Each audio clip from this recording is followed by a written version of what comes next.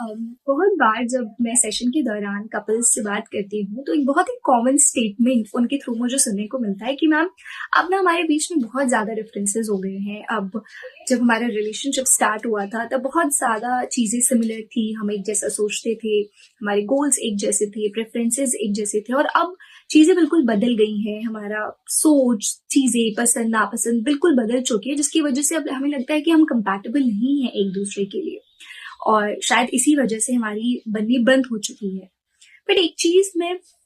इसी से regarding research भी पढ़ रही थी और काफी सारी चीजें मुझे देखने को मिली। इट्स लाइक देखो, रिसर्चर्स ये कहती हैं कि एक कपल के बीच में जो सिमिलैरिटीज हैं, फिर चाहे वो आपकी सोच में हो, आपकी पसंद नापसंद में हो, आपकी प्रेफरेंसेस में हो, ये सारी सिमिलैरिटीज आपके रिलेशनशिप को इनिशिएट करने में नो डाउट बहुत हेल्प करती हैं, बिकॉज आपको एक वैलिडेशन मिलता है, आपको एक अपनापन महसूस होता है, आप कनेक्टेड फील करते हो। बट ये सिमिलैरिटीज आपके लॉन्ग टर्म रिलेशनशिप के कंपैटिबिलिटी का एक प्रिडिक्टर बने, ऐसा बिल्कुल नहीं है। बिकॉज आप खुद सोचो, अगर मैं आपसे ये कहूं कि आप आज से अपने 5 साल पहले जो इंसान थे अपने आप को उससे कंपेयर करो, तो क्या आपके खुद के प्रेफरेंसेस, आपकी चॉइसेस, आपकी लाइक डिसलाइक सेम है? बिल्कुल नहीं।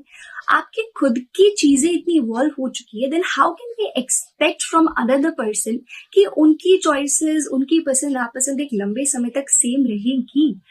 Also there is one research जो जॉन गॉटमैन ने की थी, where he found out कि 69% कपल्स के बीच में जो प्रॉब्लम्स होती है ना,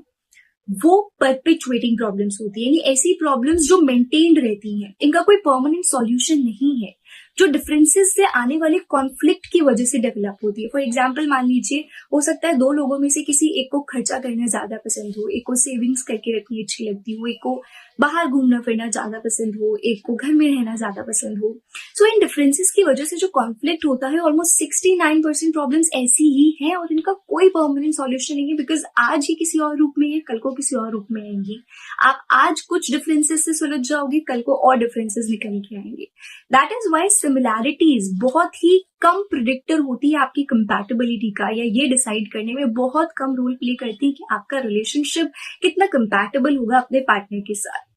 बट फैमिली सिस्टम थ्योरी का एक कॉन्सेप्ट है विच इज डिफरेंशिएशन, जो क्लियरली मेंशन करता है कि दो अलग अलग लोग अपनी इंडिविजुअलिटी को पूरे तरीके से मेंटेन करते हुए भी बहुत अच्छे से इमोशनली कनेक्टेड रह सकते हैं।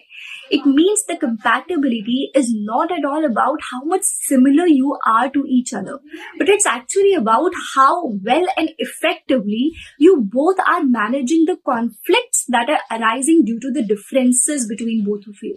इट मीन्स कि आप दोनों के बीच में होने वाली डिफरेंसेस की वजह से जो कॉन्फ्लिक्ट आ रहा है, आप उसे किस तरीके से मैनेज कर रहे हैं, आप उसे किस तरीके से कम्युनिकेट कर रहे हैं, instead of having that rigid thinking कि नहीं मुझे यही करना है और यही करना, और दो अलग अलग पोल्स पे रहने की बजाय आप कितना इफेक्टिवली उस रिजिड थिंकिंग से हट करके एक मिडिल ग्राउंड बना पा रहे हैं। आप एक दूसरे के ओपिनियंस को, आइडियाज को डिसरिस्पेक्ट नहीं कर रहे हैं, बल्कि रिस्पेक्टफुल तरीके से उनको भी समझने की कोशिश करें। बहुत बार ऐसा होता है कि हम अपने कुछ पॉइंट ऑफ व्यू से रिलेटेड इतनी रिजिड हो जाते हैं कि हमें सामने वाले इंसान की बातें सुनते ही नहीं है, which is where the problem begins. क्योंकि अगर आप सामने वाले के ओपिनियंस को सुनेंगे ही नहीं, आइडियाज को सुनेंगे ही नहीं, उनकी पसंद नापसंद को सुनेंगे ही नहीं, तो डेफिनेटली सामने वाला पर्सन एक डिफेंसिव मोड में आएगा, because everybody want themselves to be valued, and which is why it is very important कि एज अ कपल